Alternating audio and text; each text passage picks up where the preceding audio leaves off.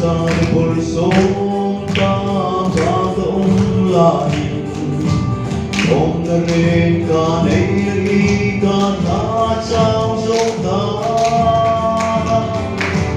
Singkong dalapani Ikaw na ron mo'y sin Ibun bachala Iswiro ati O dalong ilalba Di mangay nahin Sulat kurtin kuegan Dan song supalopin Mangay nahin Kohan Kapun bacain sita kasih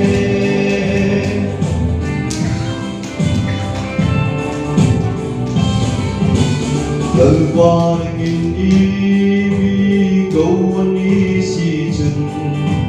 Togata dirgay twain Itong sitang kache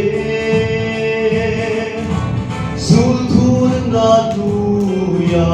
Sa ginong langkong Sorban mo ni Pinimpagati O dalawang ilalba Di mangay lahi Sulat kurtin tuyan Gandang song supalohin Mangay lahi Kohan Kapun bacain sitang kasih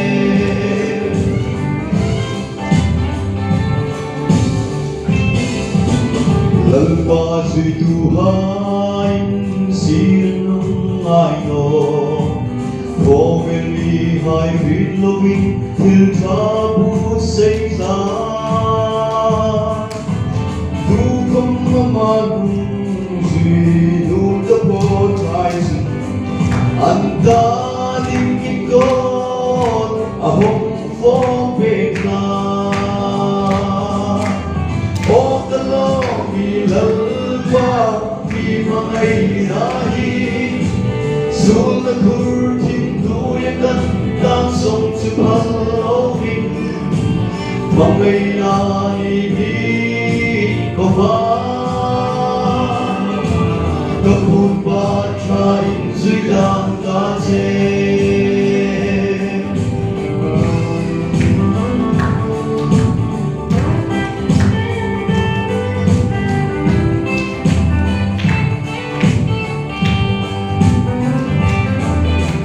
Lalpa si Tuhan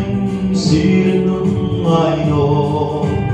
Vågen vi har hyllowing till tabu sig sant Du kommer magen synuta på reisen Andaling ikon ahong forpeklar O dalawang ilalba